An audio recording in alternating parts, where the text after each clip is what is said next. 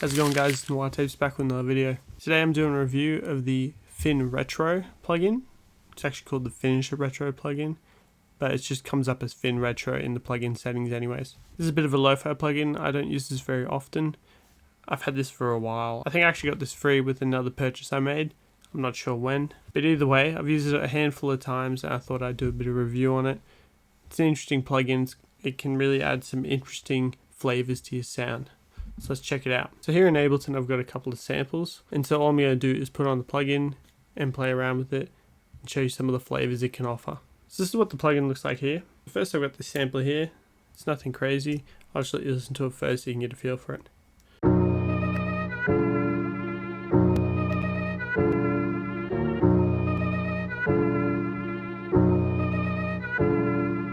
So if you come up to the top of the plugin here, you've got a bunch of factory ones. There's plenty of them. I'll use a few as a demonstration while we're going through. So I think the first thing I want to try is sort of a violin sample. So I'm going to try this New Romantics reverb. So first I'll just hit play without touching it and see what it sounds like.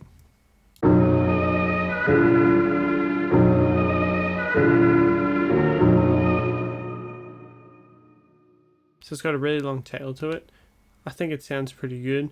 One thing I'm going to do firstly is take down the input. First thing I can note with this plugin, the middle knob, the finisher, is always the same. It's just a big dry and wet knob.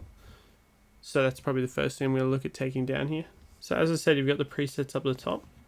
And in the middle section here is where you find all the different modes. So you can see it says mode 10 of 12 in 1980 is reverb 81. If I click on here,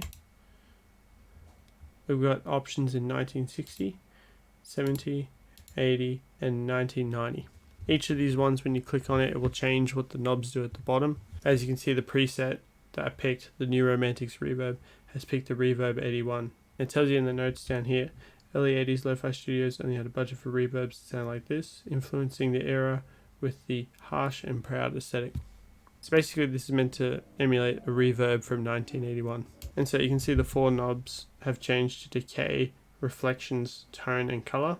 You can adjust all these, and then you've got an input on the left and an output on the right. Let's try the reverb that came from outer space. So this is using a 1960 Rode reverb. That's like meant to be pretty old. Let's bring down the input a little bit and let's play.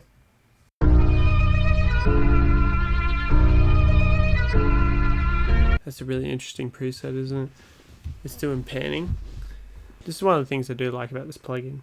The amount of different textures you can get from this plugin is crazy. So many different options. So that's just two of the examples. We might head on to the second sample I've got and try some other presets. So this is what the second sample sounds like by itself.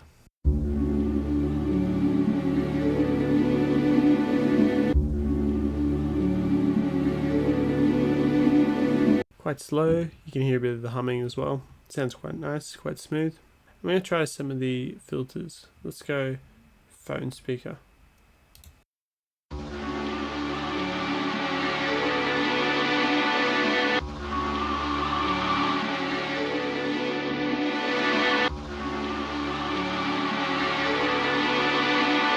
That really turns this into a really interesting texture. You could probably put this on at like the start of a beat to get that filtered sound right at the start, and then turn it off and open up to the whole beat. I could definitely see that being used in that situation. Let's try a different one.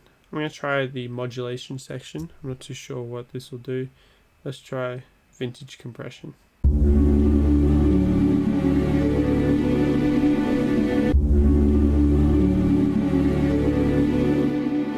So you can hear that really compressed the sample, really made it thick and full. This could be quite interesting on some drums. I might grab some. So this is a drum sample I went and just picked out, and I'm going to run it through some of the vintage compression that this plugin offers. First, this is what they sound like by themselves.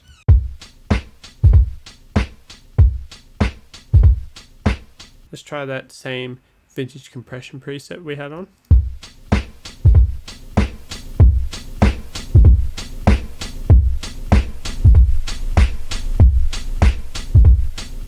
So you can hear it really thickens the drums up, makes them sound quite fat, and then you can come along and adjust the color and the type up here and all these different options. So I just went and picked the Pennywise preset. You probably wouldn't do this too much on drums, you're not trying to pan them around, but I thought why not, let's give it a go. So this is what it sounds like once I put it on.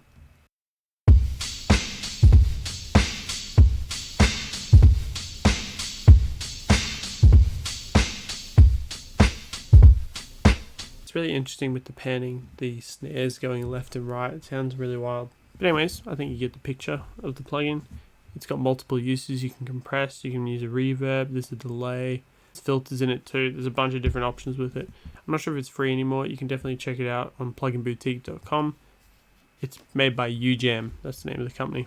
Anyways, guys, thank you for watching. I'll see you in the next one.